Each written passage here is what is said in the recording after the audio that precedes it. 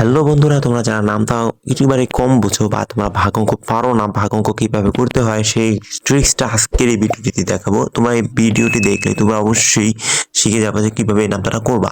তো এই ছোট নামটা করার জন্য তোমাদেরকে অবশ্যই 9 এর নামটা পড়তে হবে। 9 এর নামটা পড়লে যদি আমরা 36 পাই, কিভাবে পেলাম? 9 একে 9, 9 দ্বিগুণে 18, 3 নং 27, 4 নং 36। তো আমরা এখানে কি পড়ছি? 9 এর নামটা 4 বার পড়েছি। এখানে বামের যে সংখ্যাটা রয়েছে সেটা আমরা কি 4 বার পড়েছি। 4 বার আমরা কি করব? টানের সংখ্যায় বসিয়ে দেব।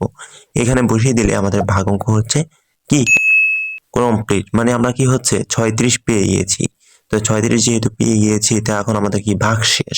তো ভাগ আমরা 9 দ্বারা করার কারণে এখানে বরাবর নামটা পেয়েছি। তো আমাদের শেষের সংখ্যা বসাতে হবে কি 0 বা ক্রস বসাতে হবে। যেহেতু আমাদের ভাগ শেষ, ভাগফল শেষ বসাতে আমাদের ভাগফল বসাতে হবে 0। উত্তর 4। তোমরা যারা ভাগ অঙ্কতে একেবারে নতুন, ভাগ অঙ্ক কিভাবে করতে হয় তোমরা জানো না, তো এই সিম্পল একটা ভাগ অঙ্ক দিয়ে তোমাদের দেখাচ্ছি। এই ভাগ অঙ্কটি তোমরা করতে পারলে বড় বড় ভাগ অঙ্ক তোমরা খুব সহজেই করে ফেলতে পারবা। তো এই ভাগ অঙ্কটি করার জন্য তোমাদের অবশ্যই নামটা জানতে হবে। তো আমার চ্যানেলে অলরেডি অনেক ভিডিও দেওয়া আছে, তোমরা দেখে নিতে পারো। তো এখানে আমরা যদি 7 কে 5 বার পড়ি তাহলে কিন্তু কি পাচ্ছি? 35 পাচ্ছি। এখন যদি আমরা 5 কে 7 দিয়ে পড়ি তাহলে কি নামটা একই পাচ্ছি, 5 7 35।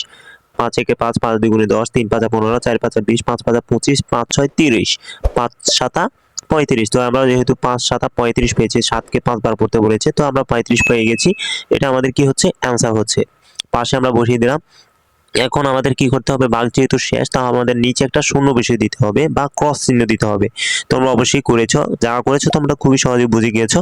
তো এমনই ভাবে ভাগ অঙ্ক করতে পারবা। তো উত্তর হচ্ছে কি 5।